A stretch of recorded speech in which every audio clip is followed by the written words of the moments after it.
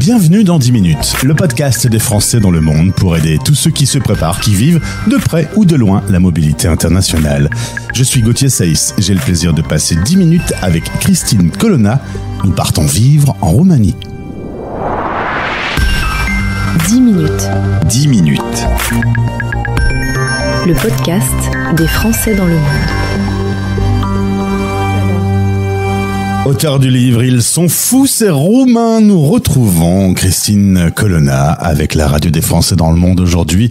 Depuis Bucarest, bonjour Christine. Oui, bonjour Gauthier, ravi de te retrouver. Eh bien, de même, on avait ensemble parlé de ce livre « Ils sont fous ces Roumains », livre que la famille royale et que Brigitte Bardot ont lu et apprécié, tu m'as dit.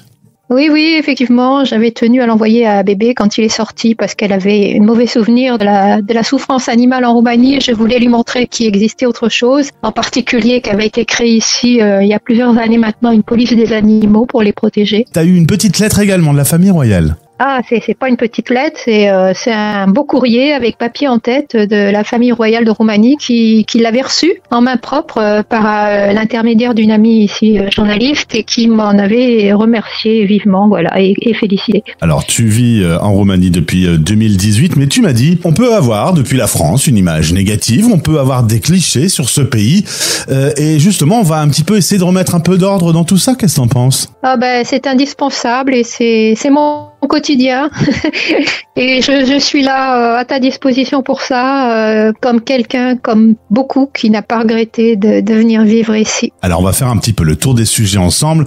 Commençons par le début. Lorsqu'on veut s'y installer, il faut résoudre les problèmes de papier, résoudre les problèmes de logement et par exemple sur le logement, c'est pas si simple. C'est pas si simple et si tu veux, il y a malheureusement une désinformation, c'est-à-dire qu'en général on leur dit que c'est un pays latin où le français ressemble au roumain et réciproquement, et les gens restent là-dessus. Ça suffit pas du tout. C'est pas pour ça que vous allez trouver facilement du travail. Vous allez trouver beaucoup de gens qui parlent français, en particulier chez les plus de 50 ans, puisque pendant longtemps le français était obligatoire à l'école. Mais si vous parlez pas roumain, vous allez avoir ou anglais couramment. Vous allez avoir du mal à vous intégrer. Après, ça dépend des secteurs. Il y a des secteurs où les gens vont trouver plus facilement du travail, comme la boulangerie, pâtisserie, la restauration, l'hôtellerie. Mais c'est tout, quoi. Alors après, ça dépend en tant que quoi vous venez vous installer en Roumanie. Si vous venez travailler en tant que salarié d'une grosse entreprise, il y a aucun problème parce que c'est l'entreprise qui va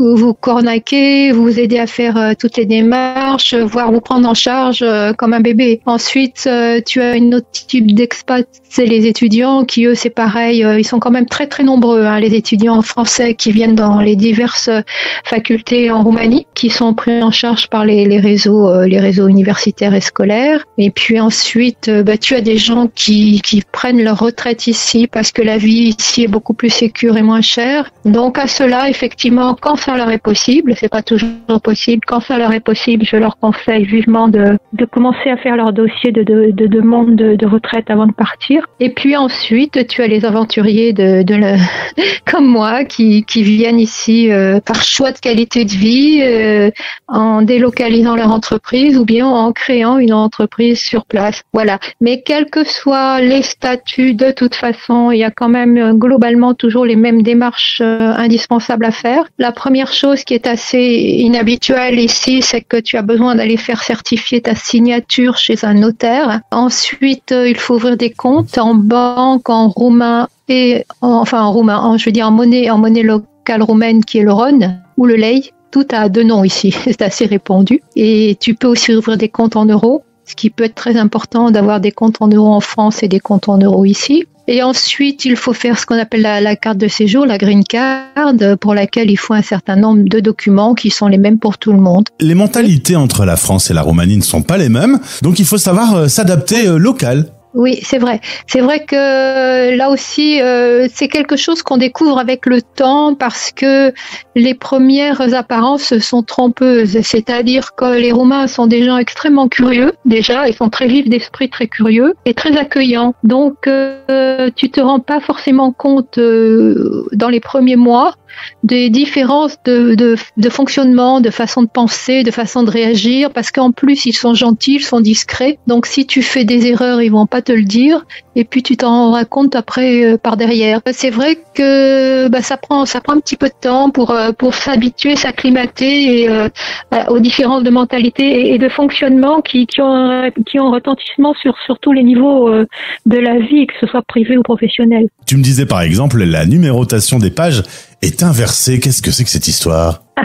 Ah oui, alors ça c'est quelque chose de très étonnant que tu vas pas t'en rendre compte forcément partout, mais moi qui ai créé une entreprise ici, donc j'ai dû beaucoup mettre mes guêtres au registre du commerce où tu as des dossiers à remplir et en fait si tu veux, nous en France quand on va numéroter, tu prends par exemple un document de 10 pages, ta première page qui te vient sous les yeux c'est la numéro 1, la suivante la 2, la 3, la 4 jusqu'à la page 30. Or ici c'est tout le contraire, c'est-à-dire que la dernière page, la page 30 va être la page 1, tu vois, et tu descends complète, tu descends comme ça, bloum, bloum, bloum, jusqu'à la page 1. Et j'ai eu l'occasion de discuter avec un conseiller justement de la Chambre du commerce. Je lui ai dit mais pourquoi est-ce que vous inversez tout comme ça? Parce que c'est pas que ça, mais ça c'est quand même énorme. Il me dit mais c'est logique, tu vois, pour eux c'est leur logique. Il me dit si on a un papier à rajouter dans votre dossier, on pose la page dessus et puis c'est tout. On n'a pas besoin d'aller chercher en dessous la page 31, tu vois, ou 30, 31. Donc ils ont et il faut surtout pas. Si tu veux, c'est comme ça. Tout est inversé. La gauche, la droite, le féminin, le masculin, les entrées et sorties. Je disais ça avec beaucoup d'humour dans mon livre. Tu as l'impression que tu es dans un monde miroir, tu sais, où beaucoup de choses sont inversées dans l'espace-temps, dans l'espace physique, dans la rationalité des gens. Et si tu n'as pas un petit peu la capacité d'observer, d'analyser tout ça, tu peux vraiment faire des bêtises et être assez vite perdu. Un petit mot sur la francophonie en Roumanie. On lisait tout à l'heure, on apprenait le français. Alors c'est plus comme ça aujourd'hui. Le français se perd petit à petit ?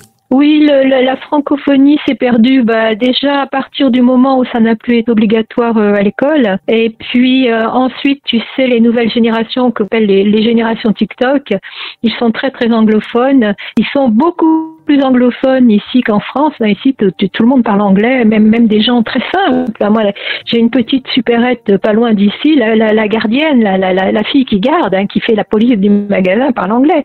Et tu imagines ça en France, un gardien dans un Monoprix qui va te répondre en anglais, qui va t'expliquer en anglais ce que tu dois faire, comment fonctionnent les machines, des trucs comme ça. Comme c'est une langue qui est beaucoup moins complexe et moins exigeante, le français, ça les fait plus rêver du tout. On va parler du monde du travail. Là, justement, tu disais c'est un peu plus anglo-saxon aujourd'hui. La relation avec le travail est aussi différente que celle avec la France. Complètement. C'est-à-dire que, oh là là, il y a tellement de choses à dire que tu sais pas par quoi commencer. Ce sont des gens qui, dans tous les secteurs, sont très compétents et très intelligents. Par contre, ils n'ont pas la notion, comme chez nous, de l'obligation de respecter des horaires, respecter une parole donnée, respecter un contrat de travail, surtout quand ils sont dans des entreprises roumaines. Je pense que maintenant, comme tu as énormément, mais beaucoup plus qu'en France, d'entreprises étrangères qui investissent en Roumanie, il y a des compagnies internationales entre la France, la Russie, la Roumanie, la Hongrie. Donc ces compagnies-là ont une autre culture, si tu veux, de l'entreprise. Et les Roumains qui travaillent là-dedans sont obligés de toute façon de rentrer dans notre système de fonctionnement. Sinon, ils tiennent pas, quoi. Donc je pense que les générations qui arrivent vont être obligées de beaucoup plus se discipliner, si je puis dire, au niveau du fonctionnement de l'entreprise. Mais le gros problème qu'ont les entreprises françaises de moyen niveau, c'est-à-dire le gars qui ouvre un restaurant, le gars qui ouvre une boulangerie, le gars qui ouvre une petite entreprise, même chez Orange, c'est de fidéliser les employés. Parce que comme d'une part, il y a très peu de chômage en Roumanie, donc ils trouvent facilement du travail. Et ensuite, il y a une espèce, comme je te dis, cette espèce de mentalité qui nous échappe. Il suffit que tu dises quelque chose à un de tes employés qui lui plaît pas, le lendemain, il te dit qu'il vient plus, tu vois. Cette instabilité chronique est vraiment un handicap pour beaucoup d'entreprises qui s'installent ici, surtout les Français. En tout cas, pour mieux connaître déjà la Roumanie, c'est de découvrir ton livre « Ils sont fous, ces Roumains ». Oui. On va mettre le lien de ton site internet dans ce podcast. Christine, toi, tu as fait ton choix. Ce sera la Roumanie.